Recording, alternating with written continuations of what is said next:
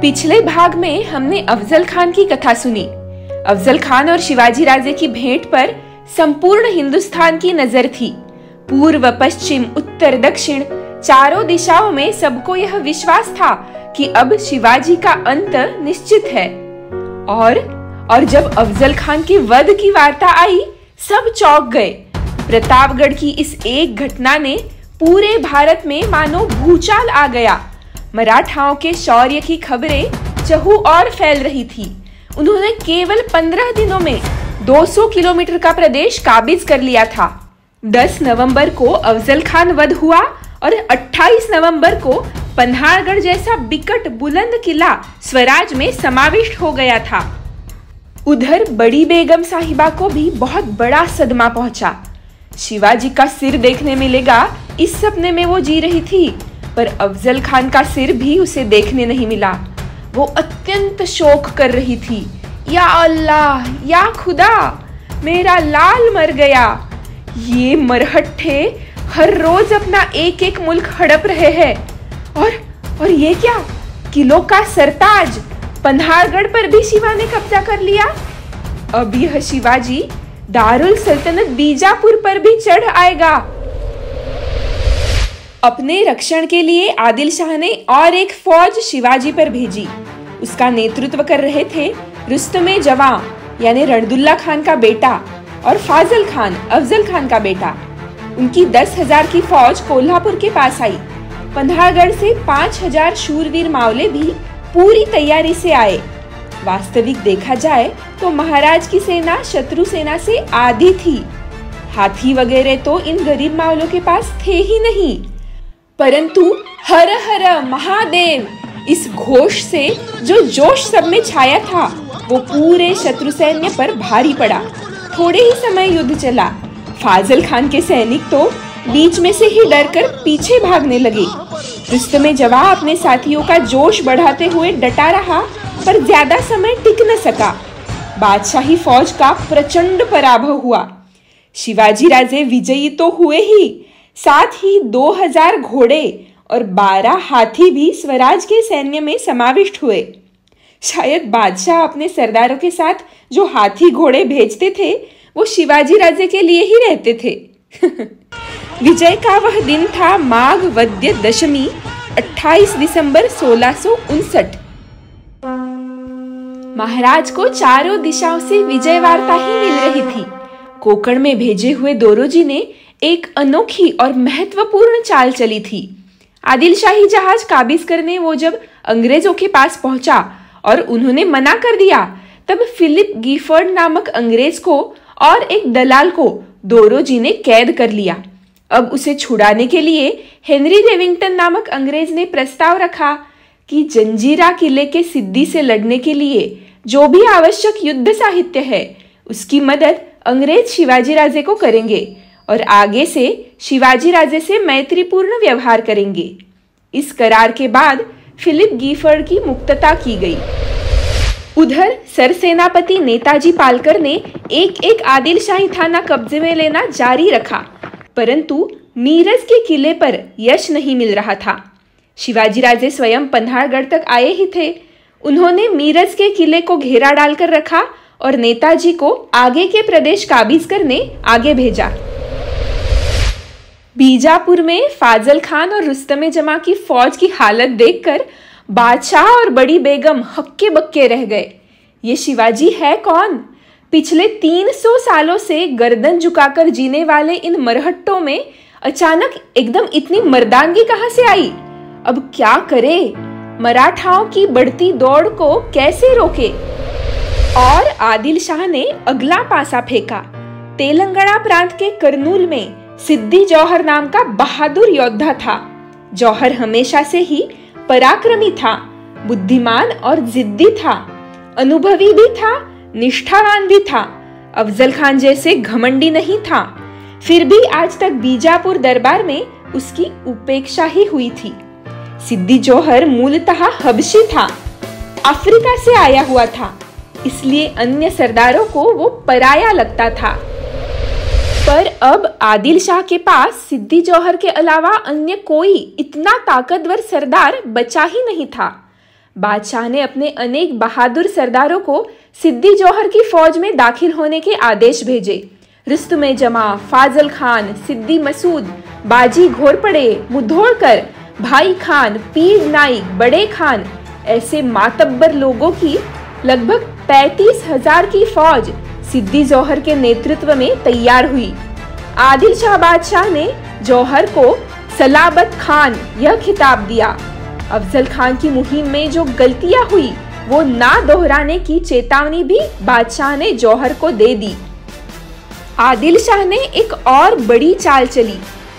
दिल्ली में औरंगजेब को एक खत भेजा। हम दक्कन के चूहे का बंदोबस्त करने बड़ी फौज भेज रहे हैं। आप भी ज्यादा से ज्यादा फौज के साथ हमला करें ताकि शिवाजी का और उसके स्वराज का नामो निशान तक ना रहे। शिवाजी महाराज को जब यह खबर मिली तब राजे मीरज के किले को घेरा डाले हुए थे। सिद्दी जौहर से मुकाबला करने के लिए राजे ने घेरा छोड़कर पन्हाड़गढ़ जाने का निश्चय किया। परंतु पन्हाड़गढ़ ही क्यों? प्रतापगढ़, पुरंदर किला या राजगढ़ क्यों नहीं?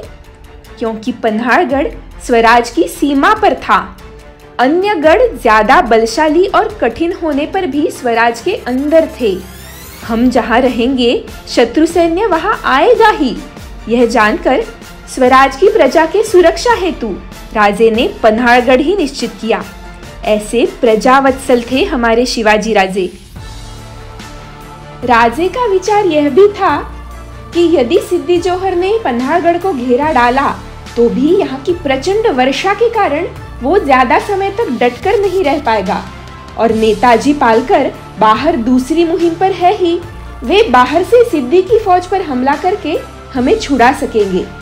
महाराज पन्हाड़गढ़ पर दाखिल हुए वह दिन था 2 मार्च 1660, चैत्र शुद्ध प्रतिपदा। नववर्ष के आरंभ में ही स्वराज पर नए नए भीषण संकट भी आ रहे थे। 35,000 की फौज लेकर सिद्दी जौहर ने पूरे पन्हाड़गढ़ को घेर लिया था और अब तक दिल्ली में भी औरंगजेब ने अपने सारे भाइयों का कत्ल करके, अपने पिता शाहजहां को आगरा के किले में कैद करके वो खुद बादशाह बन गया था। उसकी नजर भी दक्कन पर थी ही। शिवाजी पर औरंगजेब को खुन्नस थी ही। शिवाजी राजे ने जुन्नर और अहमदनगर ये 2 मुगल थानों को लूट लिया था ना, इसलिए औरंगजेब ने सिवा का अंत करने खुद अपने मामा जी को शाइस्ते खान को दक्कन की मुहिम पर भेजा। शाइस्ते खान तजुर्बेकार था, जंग बहादुर और वफादार था। शाइस्ते खान अत्यंत बड़ी ऐसी 1.5 लाख फौज लेकर दक्कन की मुहिम पर निकल पड़ा। 300 वर्ष पूर्व देवगिरी पर यादवों का वैभव संपन्न राज्य था। तब ऐसे ही अलाउद्दीन खिलजी की फौज उत्तर से आक्रमण करते हुए आई थी और महाराष्ट्र भूमि तब से पराधीनता के अंधकार में जकड़ी हुई थी। 300 वर्षों बाद इस वीर शिवाजी ने स्वराज का दीप जलाया था, पर क्या अब वो भी बुझ जाएगा? पन्हाड़गढ़ का घेरा सिद्दी जौहर ने बड़ा कड़क रखा था। उसके सैनिक नीचे से ऊपर तोपे दागने लगे थे, परंतु कोई भी वार पन्हाड़गढ़ पर कारीगर न हो सका। ऐसा बलशाली था पन्हाड़गढ़। धीरे धीरे सिद्दी ने अपनी तोपे ऊपर चढ़ाना शुरू किया, परंतु ऊपर से महाराज अत्यंत सावधता से प्रतिकार कर रहे थे। फिर बुद्धिमान सिद्दी जौहर ने एक तरकीब लड़ाई।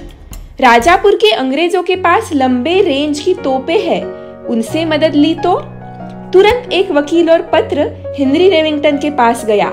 वास्तविकतया केवल 1-1.5 महीने पूर्व ही अंग्रेजों का शिवाजी राजे के साथ मैत्री का करार हुआ था, परंतु हेनरी रेविंगटन ने सोचा 1 लाख की मुगल फौज और 35,000 की आदिल शाही फौज में ये छोटा सा शिवाजी तो चकनाचूर हो जाएगा। अगर आदिल शाह के मर्जी में हम रहे तो आगे बड़ा फायदा होगा। ऐसा स्वार्थी विचार करके धूर्त अंग्रेजों ने अपनी बड़ी बड़ी तोपे, अंग्रेज गोलंदाज और अन्य युद्ध साहित्य राजापुर से पन्हाड़गढ़ की ओर रवाना किया। वो भी खुद का यूनियन जैक झंडा लहराते हुए ड्रम्स और ट्रम्पेट्स के नाद में। वो दिन था 2 अप्रैल 1660। पन्हाड़गढ़ पर लाल लाल गोला धड़ाड़ आवाज करते हुए आया। नीचे अंग्रेजों को देखकर राजे क्रोधित हो गए। 1 महीना पहले जिन पर मेहरबानी की, उनका आज यह कृतघ्न वर्तन अंग्रेज बिल्कुल भी भरोसे के लायक नहीं, यह शिवाजी महाराज समझ चुके थे।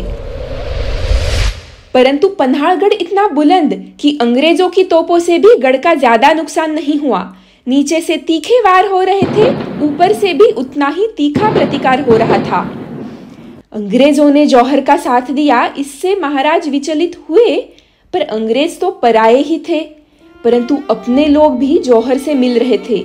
आदिल शाह के अन्य मराठा जहांगीरदार, श्रृंगारपुरकर सूर्वे, जसवंतराव पालवणीकर, केदारजी देशमुख खोपड़े और एक अभागी नाम यानी गोंदाजी पासलकर, स्वराज के प्रथम युद्ध में बलिदान देने वाले बाजी पासलकर के भाईबंद, ये सब स्वराज का मूल्य न समझने वाले मराठा अपनी अपनी फौज के साथ जौहर से आकर मिल रहे थे।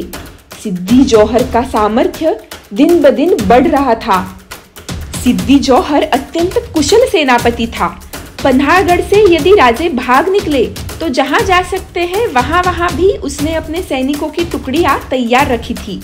विशालगढ़ के रास्ते पर सूर्यराव सुर्वे और जसवंतराव पालवणीकर को रखा था और आगे बरसात का मौसम आने वाला है, यह जानकर संपूर्ण फौज के लिए पानी से सुरक्षित छत बनवाकर तैयार रखे थे। धुआंधार वर्षा में भी घेरा शिथिल न हो, इसकी पूरी दक्षता रखी गई थी। दोस्तों, शिवाजी महाराज की कथा यानी केवल उनका गुणगान ऊंचे आवाज में घोषणा देना ही नहीं है। कितनी भीषण निराशाजनक परिस्थिति का उन्होंने धैर्य से, दृढ़ता से, शुद्ध भाव से सामना किया, यह हमने थोड़ा सा भी सोचा और वैसे आचरण करने का प्रयास किया तो वो उनको सही मायने में अभिवादन रहेगा। आगे की कथा अगले भाग में सुनेंगे। धन्यवाद।